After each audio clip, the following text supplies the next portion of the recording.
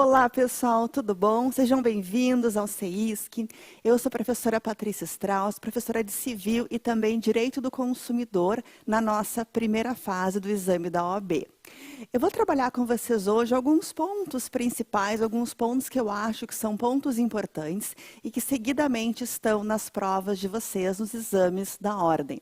Vejam só, primeiro ponto a ser trabalhado é o ponto de contratos. Então, olhem só, já coloquei aqui no nosso quadro a parte que fala com relação à extinção dos contratos.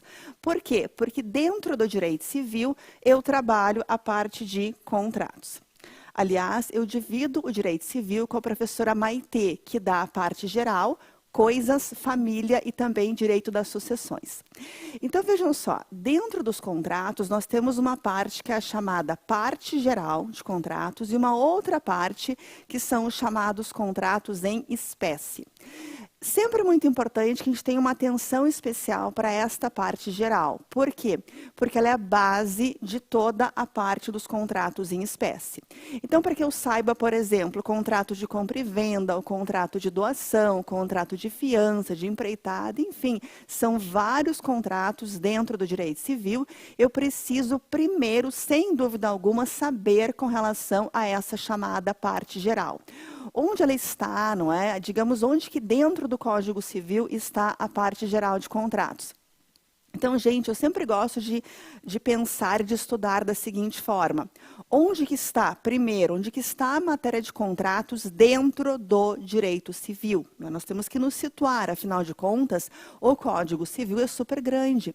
Então, olhem só, nós temos que primeiro é parte geral, artigo 1º até o artigo 232.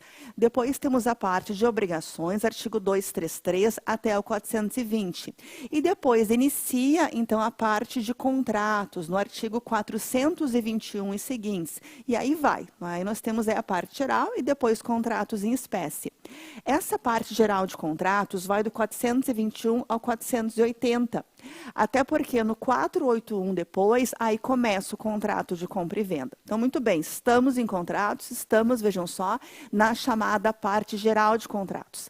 Patrícia, o que tem dentro da parte geral de contratos, não é? Bom, tem a parte de princípios, que é sempre muito importante, a parte de formação de contratos, tem a parte, vejam só, vícios redibitórios, evicção, que são assim, digamos, queridos, tão queridos da banca, porque seguidamente há questões sobre essas matérias nas provas de vocês. Também temos ali contratos aleatórios, não é? A nossa promessa de fato de terceiro, enfim, algumas partes ali, algumas seções que depois são usadas dentro aí dos contratos em espécie. Agora, vejam só, ainda dentro dessa parte geral, há essa parte aqui, a extinção dos contratos, que, portanto, se enquadra aqui. Que é o que a gente vai analisar um pouquinho agora. Vejam só, quando se fala em extinção do contrato, eu digo para vocês que a parte, digamos assim, a tradicional, a natural de um contrato terminar é através do pagamento. O pagamento é o fato de a pessoa, o devedor, né, porque a pessoa que precisa cumprir, portanto, um contrato, esta pessoa ela é chamada de devedora. Então, esta pessoa, o devedor, quando cumpre esse contrato, ele vai estar, portanto, pagando. E aí, como consequência, nós teremos a extinção desta relação aqui obrigacional, de uma relação jurídica. Eu não tenho mais credor, eu não tenho mais devedora. Então, precisamos que haja o pagamento para que haja a extinção. Essa é a forma natural, tradicional, digamos assim, de um contrato terminar. No entanto, há outras, que eu vou trabalhar com vocês agora. Nós temos outras maneiras de um contrato acabar. E aqui nós temos, vejam só, a resilição, aqui estão os artigos 72, 73, e depois a resolução, que está no artigo 475. Cuidem, resilição, resolução. Olhem só, já adianto a vocês que a resolução é quando há inadimplemento. Então, essa palavra resolução, inadimplemento. Essa palavra resolução, eu repito, é quando alguém não cumpre, portanto, o contrato. E já resilição, não.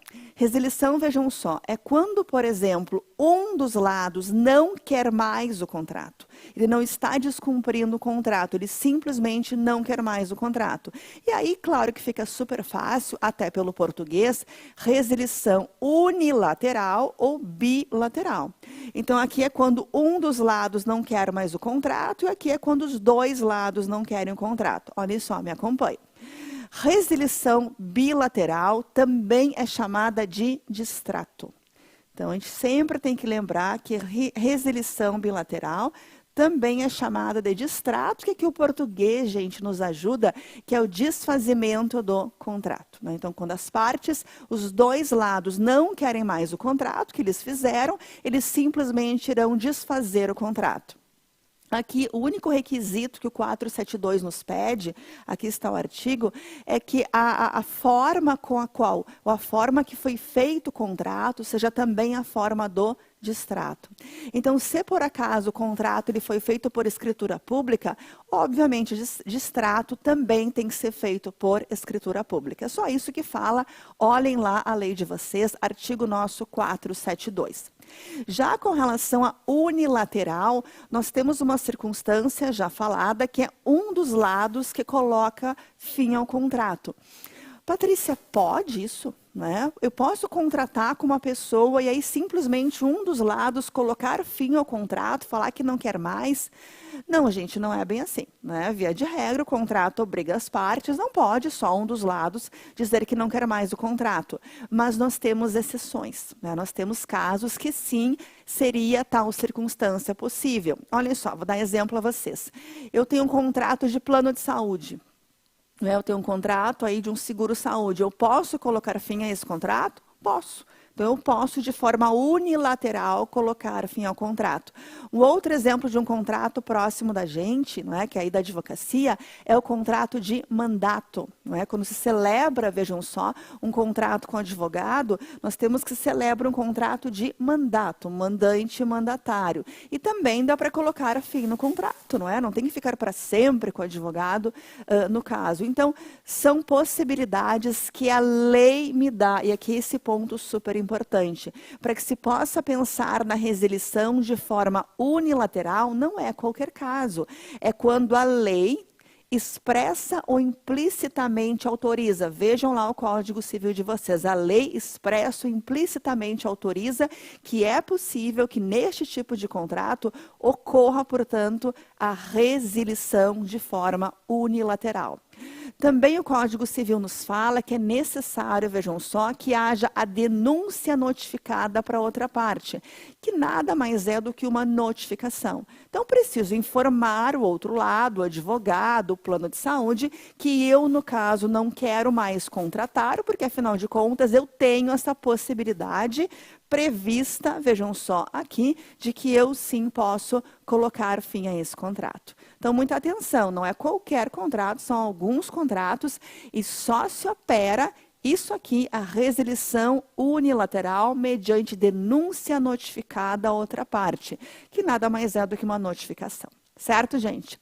Depois aqui, verificando a nossa resolução, que é o artigo 475, essa é que tem a ver com inadimplemento. Nós temos aqui uma regra, não é? Que é trazida pelo próprio artigo, que são as possibilidades do credor, que foi lesado pelo inadimplemento do devedor, de quais seriam as opções que ele tem. Então, se coloca assim, ó, que é possível resolve mais perdas e danos, ou então que se pede o cumprimento mais perdas e danos. Vocês vão verificar nas minhas aulas, eu sempre trago exemplos, não? Acho que é sempre muito bom que a gente consiga colocar a teoria, um exemplo, a gente consegue fazer assim uma mescla e consegue depois lembrar na prova, até porque a prova ela é feita de casos, de situações hipotéticas. Então pensem cá comigo, vejam só, digamos que eu, Patrícia, comprei de um de vocês, comprei uma televisão, né, de um de vocês. E aí, gente, estou pagando, são 24 parcelas de R$500, TV mega cara essa, não é? 24 TVs, 24 parcelas de R$500. E aí eu estou pagando 24 de 500, vamos colocar assim, e eu paguei, digamos, 5 das 24. não paguei mais por qualquer razão que seja. Então, vocês, meus credores, porque eu deveria ter pago, eu não paguei. Eu sou o quê? Vejam só, inadimplente. O que vocês, como credores, poderão optar com relação à minha pessoa? Vocês poderão optar, vejam só, em pedir o fim do contrato, porque resolver significa terminar, cumulado com o pedido de perdas e danos. A lei autoriza o pedido, não é? Ou então, aí uma outra possibilidade, vocês poderiam solicitar, aí vai de vocês, vai do credor, o cumprimento. Então, que seja, neste caso, pagas as outras parcelas que eu não paguei. Em qualquer dos casos, porque eu não fui adimplente, não cumpri o meu contrato, se pode pedir as tradicionais perdas e danos, não é? Quando eu falo dessa matéria, esse tópico aqui nas minhas aulas, em geral, vem as perguntas, mas Patrícia, leva perdas e danos, não é? É possível que a pessoa ganhe? Aí, ó, gente, é sempre aquela diferença que a gente tem que ter sempre em mente de direito material e direito processual. Então, o direito civil, minha matéria, ela nos dá e nos traz quais são os nossos direitos, que estão aqui. Não é? Então, se pode pedir, no caso de inadimplemento do devedor, no caso a Patrícia, é possível que o credor peça ou resolve mais perdas e danos ou cumprimento mais perdas e danos. Isso é uma resposta civilista.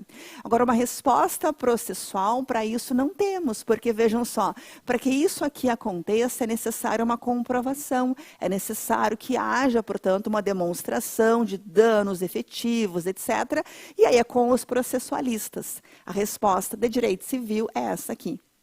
Isso é sempre importante que vocês atentem nos exames da OAB, que façam essa diferenciação com relação ao que é o civil. Ah, mas e a prova? Como que eu vou comprovar, não é? Me perguntam também. Como que eu vou, mais uma vez, provar isso aqui? Não sei, gente, não é? Porque aí deixamos, mais uma vez, com o pessoal do processo civil. Resposta civilista para o inadimplemento contratual está no 475 do nosso Código Civil. E aí, voltando, só para finalizar esse ponto, é que se por acaso as partes não são inadimplentes, mas elas querem colocar fim ao contrato, ambas, sem problema, só realize o distrato da mesma forma que o contrato. E já no caso da unilateral, não é qualquer circunstância que pode ocorrer, mas quando for possível, não é? Porque a lei expressa ou implicitamente prevê, é necessário que haja uma denúncia notificada para outra parte.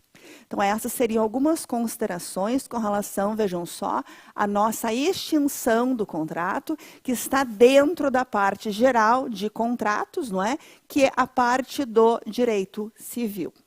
Aí, vejam só, como está aqui em nosso quadro, eu dou aula também de direito do consumidor. E queria tratar aqui de um tópico com vocês também com relação a essa parte.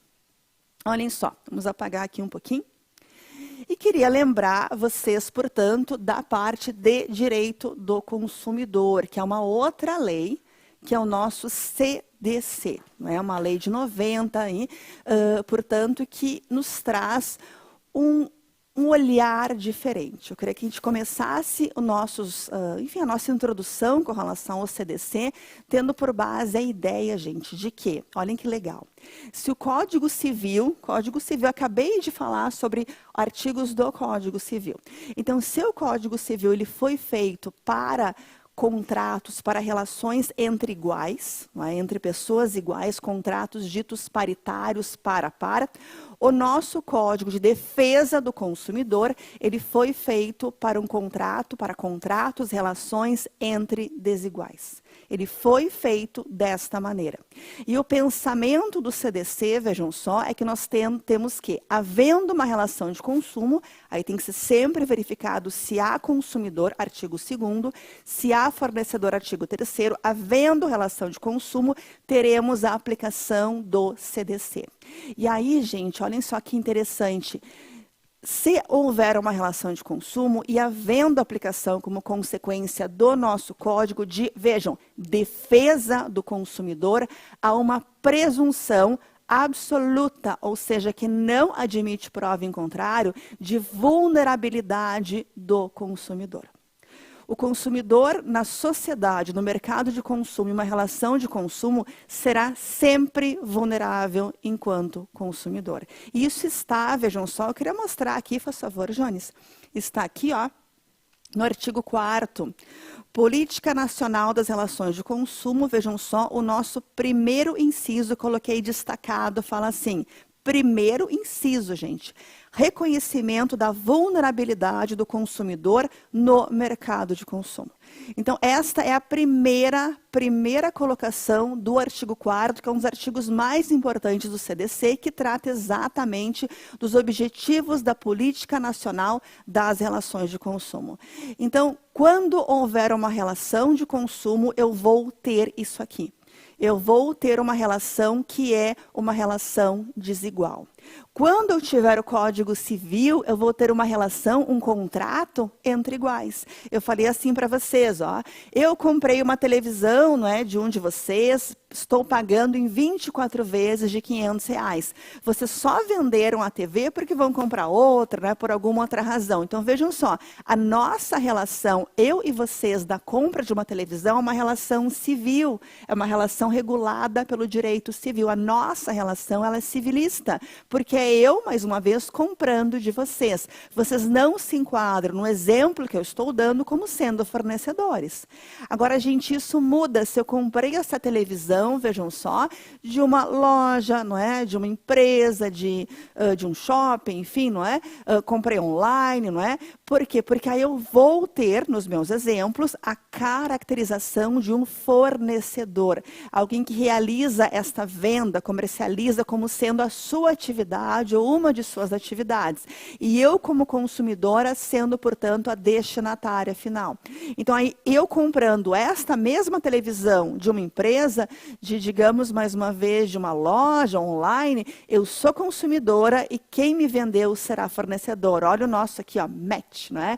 Temos uma relação de consumo, consumidor de um lado, fornecedor de outro, e aí, ó, não temos para este contrato de compra e venda mesmo valor. Não temos para este contrato de compra e venda a aplicação do Código Civil. Teremos a aplicação do CDC.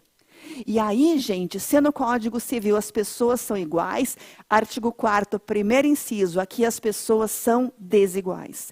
Então, o que faz o nosso código? Olhem só o nome dele, defesa do consumidor. Ele está aqui para defender o consumidor. É super interessante, eu falo nome, não é? Porque nenhum país do mundo tem esse nome. Em outros lugares que possuem códigos, não é, de consumo, eles são chamados dessa forma, código de consumo, de relações de consumo, não é? Eles têm outros nomes, mas o nosso, ele foi formulado para que ele seja utilizado na defesa do consumidor. E já no seu primeiro inciso, artigo 4º, fala que consumidor é vulnerável. Estamos aqui. Então, o que faz o CDC, gente? Ele vai dando proteções. Ele vai dando ao consumidor alguns banquinhos, de banquinhos para quem precisa. Ele vai dando para que a gente consiga ter, vejam só, alguma possibilidade em lutar por nossos direitos contra um fornecedor grandão, lá muitas vezes, que não está respeitando tais direitos. Então, acho que isso é super importante que vocês sempre tenham em mente, e nas minhas aulas de consumidor, a gente verifica exatamente quando que quem é o consumidor, que é fornecedor, né? Tem casos aí bem importantes aí que tem que ser tratados, regras, exceções, equiparados, mas em um primeiro momento eu queria que vocês pensassem nisso, que se o direito civil ele vai trazer uma relação entre iguais, o CDC traz uma relação entre desiguais, e sendo um código de defesa, há vários direitos, é um código que vai trazer direitos ao consumidor. E um dos principais aqui, dos princípios que norteiam exatamente o CDC, é o princípio da vulnerabilidade do consumidor. Não importa se ele é multimega milionário, tem expertise, não importa. Sendo consumidor, se enquadrando como consumidor, ele é vulnerável e ponto final. Cabe ao CDC, aqui mais uma vez, trazer métodos, ferramentas, mecanismos de dar os banquinhos para que se consiga aí uma igualdade material, que se chegue perto aí na luta por seus direitos. Certo, gente? Iguais, aqui no CDC, desiguais, não é? Mas aqui temos mais direitos, aqui nem tanto. Eu acho que estou na minha hora, então aqui esta é um pouquinho uma apresentação pequena com relação às aulas de civil e também de consumidor que eu trabalho aqui no nosso curso CEISC na preparação para o exame da OAB. Espero vocês aí para outras aulas aí bem mais longas, para que a gente possa estudar com muito carinho, com muito amor, essas matérias que são aí tão legais. Certo, gente? Um beijo grande.